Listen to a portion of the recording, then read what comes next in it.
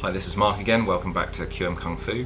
We're going to continue our video series on the principles, the training principles and maxims of Wing Chun. And today we're just going to do a short video about the wooden man. There hasn't been a huge amount said about the wooden man training.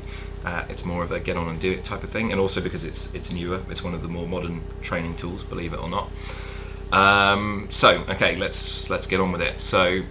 There are 108 movements for the wooden man. Repeated practice brings the proper use of power.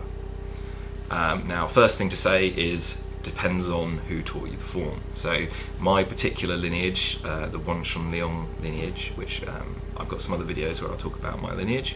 It's actually 116. So because it included the additional 8 kicks that Yip Man added to the end, basically to increase the complexity of the footwork and to prepare the students for Qigong training. The most versions I've seen are either 108 or 116. Okay, of course there are many other variants, but most of them are in that area.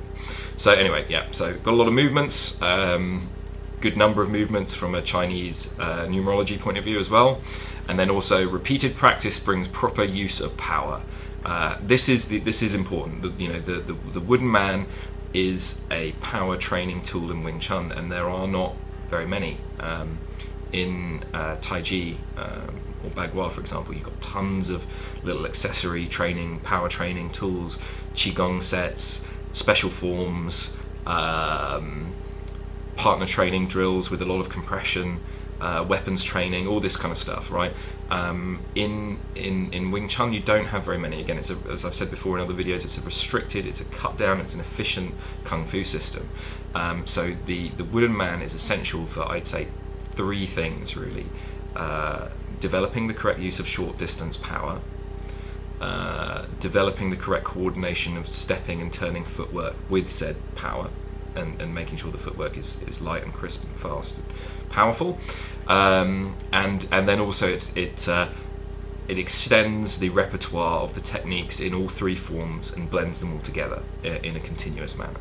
So it's like it's the next step up. And once you've done all your forms and you've got those movements, it's the next step up to bringing that alive before you go and take it free form with a partner.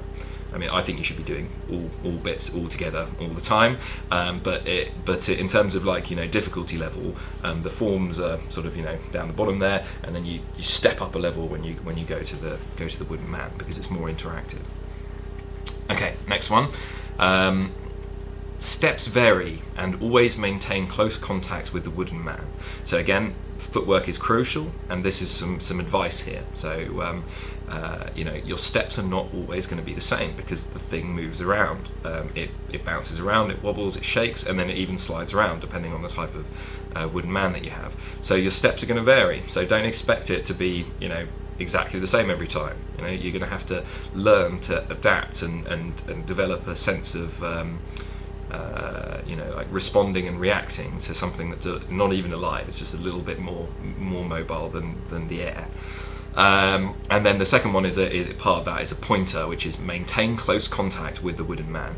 This is really important. So it's very easy to generate a lot of force and to train incorrectly on the wooden man if you just, every time you hit it, you pull your hands back and throw it again, pull your hands back, bang, throw it again. One, that's not teaching you correct Wing Chun, because you're leaving yourself exposed to counterattacks. And the second thing is it's not doing anything for your short distance power generation.